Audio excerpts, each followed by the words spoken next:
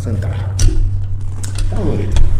Bueno, pues sí, hablábamos del cuadro. Mucho gusto en saludarlos esta mañana de lunes, iniciando semana, 21 de abril de este 2025. Bienvenidos a este espacio de Al Momento.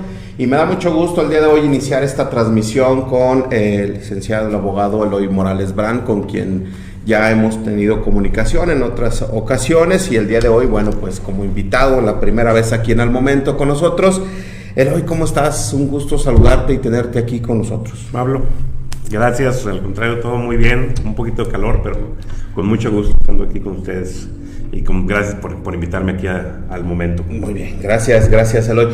Pues hay que platicar de los temas relacionados a tu ámbito, pero también obviamente a un proceso que se está llevando a cabo en este momento y que todavía estamos como en el desconocimiento, ¿no? Mucha gente está en el desconocimiento de que va a haber una elección el próximo 1 de junio. Sí, es como dices, hay falta de información, pero como que las reglas así lo plantearon. Uh-huh. Está muy limitada el tema de la difusión, pero efectivamente el próximo 1 de junio tenemos un proceso inédito aquí en México, la primera vez que va a ocurrir aquí y en muchos países. Es algo novedoso, particularmente en México, que es elegir a los integrantes del Poder Judicial Federal y en su caso también a los Poder Judicial local, pero lo que a mí concierne el Poder Judicial Federal. Recordarán que desde el año pasado, ya después de que fueron las elecciones, se estuvo moviendo mucho a nivel federal el tema de que pues aparentemente el Poder Judicial no era democrático, que aparentemente el Poder Judicial estaba conformado no por personas relacionadas directamente con la sociedad. Eso es algo normal en todos los poderes judiciales, ¿no? La idea de los poderes judiciales es no tanto que se deban al voto o que se deban a la gente, sino que se deban al derecho, pues, para resolver de manera imparcial. Hubo muchos temas ahí relacionados con problemas internos en Poder Judicial, que los había como en todas las instituciones lo existen, y que bueno, se decidió finalmente por el Congreso de la Unión hacer una reforma y cambiar esas problemáticas principalmente o primero a través de elegir a las y los integrantes del Poder Judicial a través de voto popular. El 1 de junio efectivamente vamos a tener elecciones aquí en Aguascalientes y a nivel nacional. En una primera parte, porque también eso fue lo raro, ¿no? Se dividió a la mitad de los integrantes del Poder Judicial Federal son los que se renuevan este 1 de junio de este año, y la otra mitad va a ser hasta el 2027, dentro de 2 años más. Actualmente, tanto las personas que forman parte del Poder Judicial Federal que lo decidieron, van a participar en la elección. Algunos decidieron ya jubilarse e irse, pero hay algunos que no, que sí decidieron continuar y tratar de buscar ser elegidos para continuar con su cargo.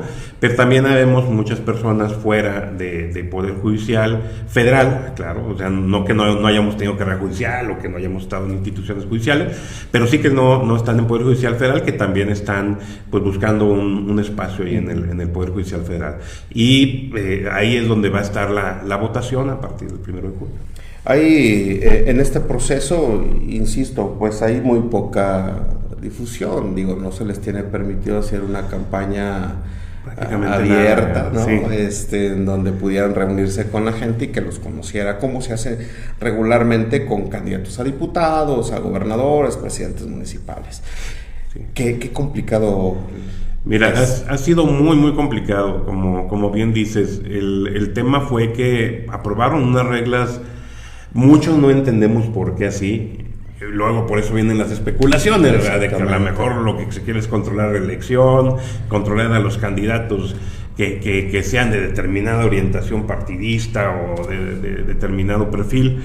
Y pues prácticamente nada, como bien dices tú, las opciones que tenemos para difundir principalmente es a través de redes sociales, que eso sí, pues lo hemos estado explotando, ya no voy a tomar mis perfiles, explotando redes sociales con información. También lo que es trabajo de, como dices tú, en calle, pues lo único que permiten prácticamente es entrega de panfletos, que tú bien sabes que los panfletos sirven para que los tiras a la basura, entonces nomás gastas y afectas el ambiente en ese aspecto. Y gastas dinero. Y es otra cosa, no nos dieron recursos, o sea, los recursos tienen que salir de uno, claro. Uno es el que tiene que pagar para este tipo de cosas, ¿no? Y bueno, ¿qué más tenemos de ahí? Nada más. Supuestamente el INE supuestamente va a realizar algunos foros. A la fecha no ha programado ninguno. ¿Y por qué? Por la gran cantidad de gente que está candidata, ¿no? O sea, particularmente aquí en Aguascalientes, nomás para poner un ejemplo. En el caso donde yo estoy para magistrado de tribunal colegiado, somos 25 personas para 5 puestos. Para 5 puestos nada más.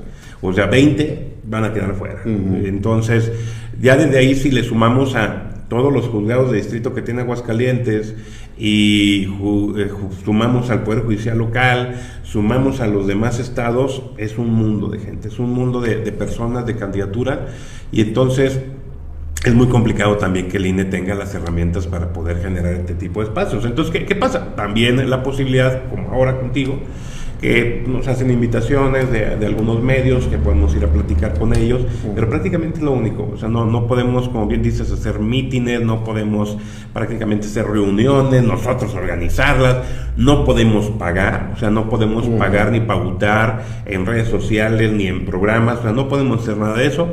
Prácticamente a la buena del cosmos estamos a lo que nos vean en redes sociales y lo que platiquen de nosotros la gente que nos conoce, ¿no? Sí, y eso obviamente complica más, ¿no? Porque, bueno, pues el hecho de decir, bueno, yo soy fulano de tal, este es mi currículum, esta es mi trayectoria, pero creo que la gente nos vamos a quedar así de, pues sí, pero al final de cuentas si no te conozco, porque no eres visible, pues, ante la sociedad. Tú lo acabas de decir, por ejemplo, las elecciones tradicionales que tenemos regularmente, diputados, senadores, gobernador, presidente municipal, regularmente traen una trayectoria política que han estado, como dices tú, en las cámaras, que han estado visibles. O ya fue diputado, o ya fue regidor, o fue presidente municipal, pero siempre está ahí presente, ¿no? Entonces, quieras que no, la gente lo ubica, quieras que no, la gente ya conoce un poco de su trabajo. Pero con nosotros que estamos de candidatos y candidatos acá, pues en ese aspecto, la gran mayoría vienen desde cero. A lo mejor algunos tenemos ya tiempo que estamos así platicando en medios como con ustedes, o damos clases, etcétera, y tenemos algún impacto un poco más, pero no es con toda la sociedad, es con un grupito de nuestros alumnos y demás. Entonces, efectivamente, por mucho que tratemos de hacer, queda ese sentimiento en la sociedad de, bueno, ¿y tú qué haces? ¿Y por qué vives? ¿No? La otra, ¿qué ofrecer en esta campaña? O sea, en esta campaña no puedes llegar a ofrecer o decir, yo te prometo que te voy a impartir justicia de manera imparcial. Eso es obligatorio, o sea, eso claro. No es algo que sea una promesa de campaña mía o de algún candidato.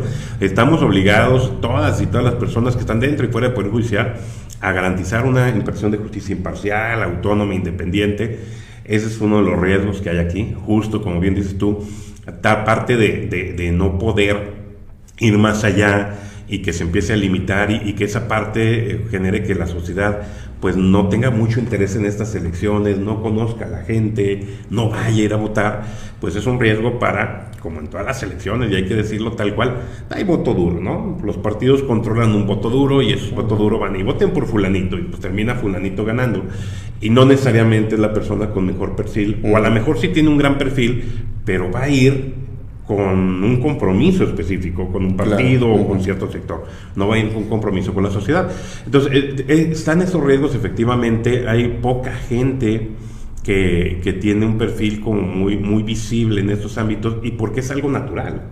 O sea, si vas a trabajar o quieres trabajar en un perfil de abogado y sobre todo con un perfil en Poder Judicial, pues no es un perfil de estar visible y estar haciendo amistades con todo mundo, al contrario, para mantener esa imparcialidad, mantener esa independencia, pues es necesaria esta parte. Lo que sí, yo creo que se malinterpretó, malentendió por la gente que labora en poderes judiciales.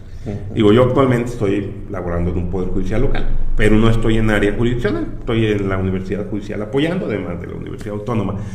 Pero en general he visto, tanto en poderes judiciales locales como en federales, que es un tema extremadamente restrictivo en el sentido de tener contacto con la sociedad, de que la sociedad sepa qué hacen los poderes judiciales, de que se les hable en español, ¿no? O sea, que se les hable de manera clara, que entiendan por qué se toman ciertas decisiones, etcétera, y eso ha aislado muchísimo al Poder Judicial. Y obviamente el aislamiento genera falta de confianza. Y esa falta de confianza se refleja en lo que ocurre.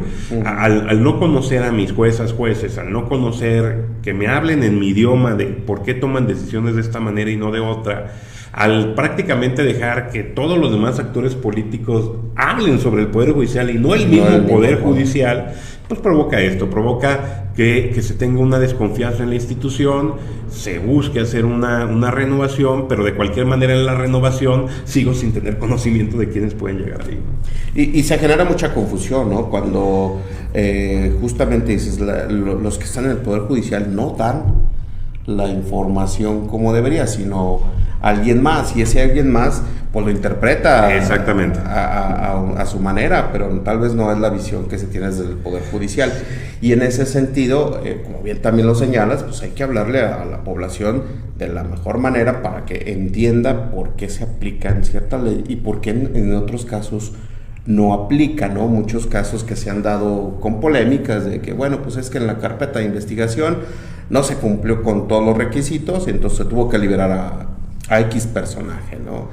Pero bueno, decían, pero si ya lo detuviste, entonces ¿por qué no se siguió ese proceso? Exacto, o sea, si la información que me llegó es que esa persona cometió un delito, ¿cómo es posible que el tribunal lo haya dejado en libertad, ¿no? Como bien dices tú, ni las fiscalías ni los poderes judiciales se meten a dar la información de manera clara y adecuada. Entonces, pues quienes recibimos esa información la interpretamos como la entendemos y como nos dan los tintes ahí, ¿no? Claro. Y luego vienen entonces esos impactos allá. Pues si ustedes, siguiendo en esta línea, si ustedes han tenido la oportunidad, y espero que no de clientes, claro está, de un problema legal, sí. Pero han tenido la oportunidad de ver una sentencia de un tribunal, ¿no? Una vez yo publiqué en Facebook hasta de broma, ¿no? Que la sentencia del Chapo Guzmán allá en Estados Unidos fue una sentencia de 8 páginas.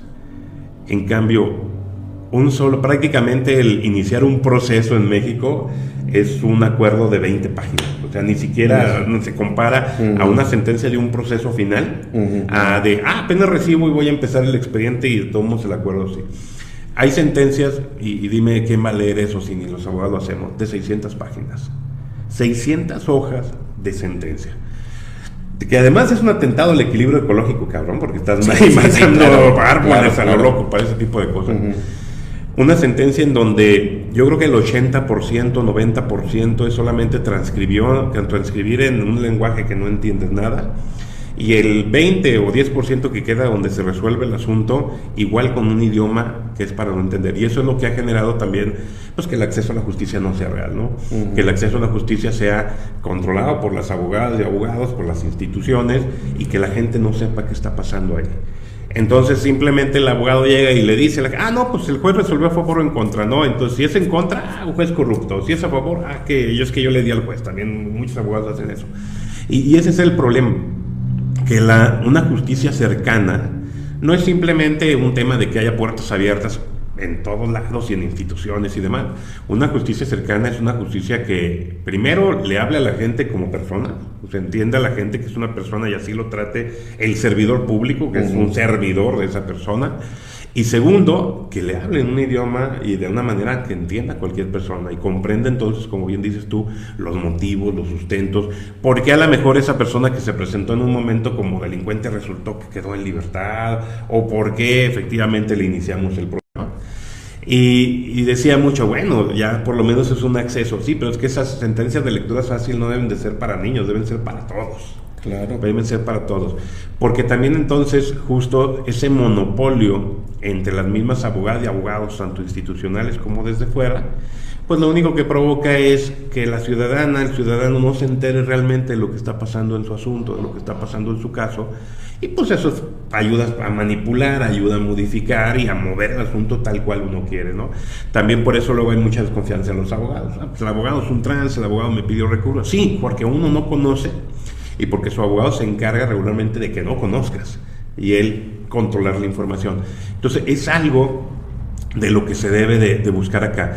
Alguna vez comentaron, personas obviamente del Poder Federal, lo dijeron como muy burdamente, que no se debería necesitar ningún abogado para que un ciudadano pudiera acceder al amparo, pudiera ir ante los tribunales. Sí y no. Es decir, Claro que se requiere una abogada y abogado porque las partes técnicas o importantes no las va a conocer cualquier ciudadano.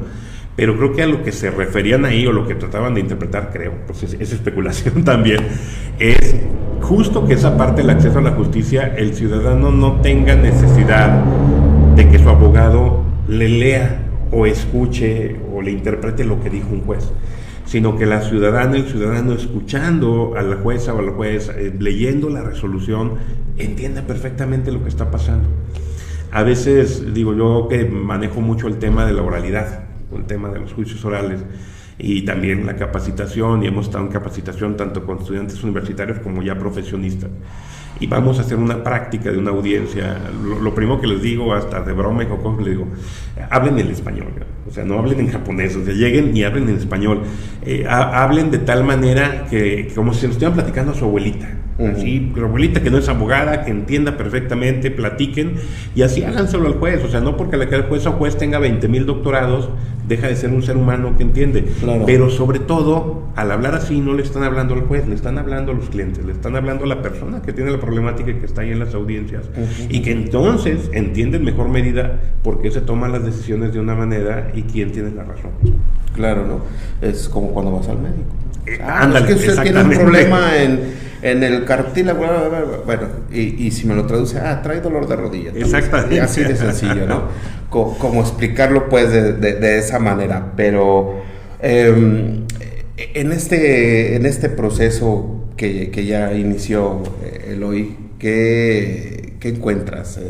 ¿Qué retos encuentras para poder decir, yo puedo lograr, y tu objetivo es obviamente lograr el puesto al que tú estás aspirando, ¿no? Mira, el principal reto es, de entrada dentro del proceso, que la gente nos conozca, que la gente sepa quiénes estamos en el proceso como candidatos o candidatos, pero sobre todo que sepa, por lo menos en mi caso, y lo puedo decir abiertamente, que no traemos a ningún partido atrás, que no traemos ningún grupo político atrás. Yo toda mi vida he estado siendo muy crítico del sistema, de las instituciones, de los partidos, pero crítico, propositivo, claro, sí, claro, está.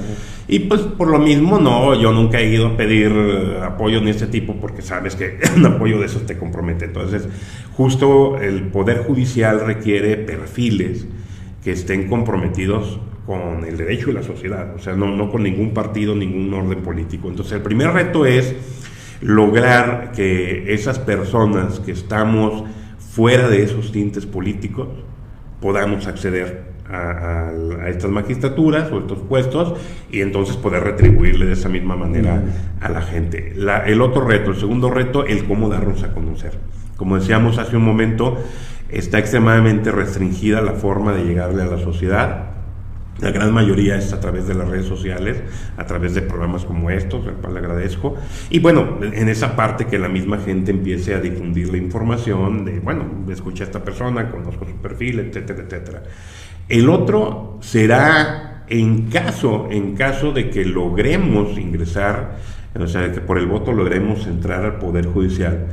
Los retos van a estar en la excesiva cantidad de trabajo que tiene el Poder Judicial Federal. A veces, como comentábamos, muchos de los problemas que tiene el Poder Judicial no se van a cambiar con esta elección. Son algunos de los pretextos que se dieron para esta elección. Pero la gran mayoría de estos problemas no son por una elección o por un titular que cambies o no cambies, ¿no? La cantidad excesiva de trabajo que tenemos en los poderes judiciales federales es por la excesiva violación de derechos humanos que hacen las autoridades de abajo, entonces, o de otras instituciones. Si el punto va a ser tratar de equilibrar esos temas de respuestas rápidas, de respuestas prontas y de calidad, con el exceso de trabajo que se tiene ahí en los poderes judiciales en ese contexto. El que se logren o se busquen cambiar dinámicas internas también, o sea, es a lo que voy. A lo mejor no es tanto el que cambiando al titular se resuelve eso, pero sí cambiando la mentalidad. Posiblemente si llega un nuevo titular en el cual no esté la programación de toda la vida trabajar de la misma manera, que es un problema en servicio público, ¿no? En servicio público llega, yo lo viví directamente entrando, lo viví también como ciudadano. el prácticamente llegar y pedir un trámite o solicitar algo y que te digan, no, es que así no es, joven, es de esta manera y así se ha hecho siempre aquí, es un problema muy fuerte en todo México en las instituciones. De eso no se desliga, o más bien no es ajeno el Poder Judicial Federal y los Poderes Judiciales locales. O sea, cuando tú quieres llegar con nuevas ideas o nuevas propuestas, chocas con la pared del no, así no, y es que los criterios son así, y es que otros se tienen que interpretar así. Y justo eso también, con la herramienta de mi interpretación, mi criterio y la ley la voy a aplicar así, es donde vienen sus problemas. Ese es otro de los retos. El tratar de cambiar las mentalidades dentro de los poderes judiciales, en las formas de trabajar, en las formas de analizar los casos, en las formas de tratar a la gente, tratar a la sociedad, en volver a ver a la gente como personas, como seres humanos, no como números, no como expedientes. Que insisto, no es de ahorita y no es de Poder Judicial Federal. Yo tengo 23 años, 24 años trabajando en materia de abogado, tanto dentro y fuera del servicio público, y son las mismas problemáticas durante esos 24 años. Y eso es lo grave, o sea, tener 24 años, 25 años con las mismas dinámicas, que son las que yo conozco. Si le agregamos las de años antes, que son las mismas, entonces te das cuenta que la historia sigue siendo la misma en esas dinámicas. Entonces es donde los retos vienen también, ya al interior del Poder Judicial, el cambiar las mentalidades.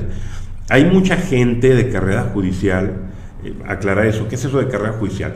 Gente que prácticamente se ha formado en Poder Judicial completamente. Yo en lo particular tengo carrera judicial y también tengo la oportunidad de formarme fuera de Poder Judicial y en otras instituciones que me dan más amplitud, la verdad me da mucho más visión, porque luego nomás te quedas en una visión, o si te quedas en el Ejecutivo, el Legislativo, el Judicial, te quedas en una visión. Claro, en cambio, expandes tu mente y expandes el conocimiento. Pero gente muy valiosa que está en carrera judicial tuvo la oportunidad de modificar esos temas. Cuando viene esta cuestión de la reforma y cuando ya ven que está prácticamente a punto de aprobarse el tema, es cuando quieren cambiar esa dinámica. Digo, por un lado qué bueno, pero por otro lado, ¿por qué no se cambia antes? Porque hasta que se veía que venía la modificación y que eso obviamente iba a afectar a muchas personas dentro del ámbito del Poder Judicial, ahora sí quiero cambiar, ahora sí quiero modificar las dinámicas. Hay mucha gente valiosa dentro del Poder Judicial Federal con carrera judicial que yo considero que merece continuar, yo considero que sí merece continuar. Hay otra gente que por mucho que aparentemente tengan carrera judicial, pues es evidente que la carrera judicial no fue realmente una carrera judicial, fue, como pasa mucho en poderes judiciales federales sobre todo, que es hijo del vecino, del compadre, del amigo, del familiar que está trabajando ahí, por eso logró entrar y por eso tiene un puesto, o llegó y hizo muchos méritos de servicio social y se logró ganar la amistad de fulanito y ahí se queda.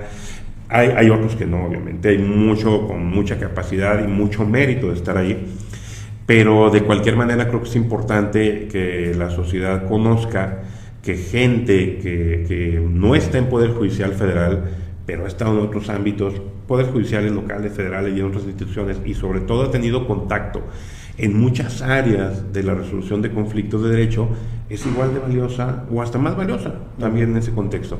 Porque luego también se quiere manejar mucho como, es que si no es de carrera judicial va a ser un monigote. No, bueno, obviamente hay muchos perfiles que sí van apadrinados por sector político que van a ser monigotes. Claro, eso es obvio, y eso fue... cumplen ese perfil. Claro, ¿no? Y es parte de por mucho que se criticó la reforma a un partido concreto por otros partidos, esos otros partidos están encantados con la reforma. ¿Por qué están encantados por la reforma? Porque pueden meter a su gente, porque los poderes judiciales son los poderes que luego no se pueden controlar tan fácilmente, ¿no? Entonces, hay que tener cuidado con eso, hay que verificar que las personas que pueden acceder al Poder Judicial sean, aquellas que tienen carrera judicial con un perfil muy bueno y que tengan un amplio valor como personas y profesionistas y que pueden mantenerse y continuar con un excelente trabajo, pero también combinar con aquellos que no forman parte a lo mejor de esa carrera judicial directa en Poder Judicial Federal, pero que son iguales de valiosos y valiosos o mucho más, justo por la expansión que tienen más allá del conocimiento específico y sobre todo que no están vinculados, apadrinados o designados por algún interés político en lo particular, ¿no? Porque si la finalidad o lo que pasa es que se llegan a quitar a las personas que están en Poder Judicial Federal o local para meter personas que son el director de tal institución, el que fue secretario en tal lado, el que está vinculado con el partido desde hace 20 años, etcétera, etcétera, olvídense que vamos a tener una administración de justicia imparcial, autónoma, independiente, ¿no?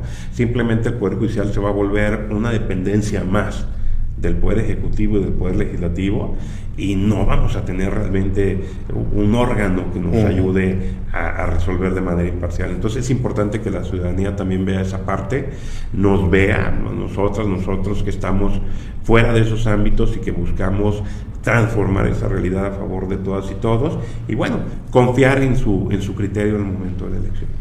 Para no generar más desconfianza justamente de todas estas cosas que has venido señalando, Eloy.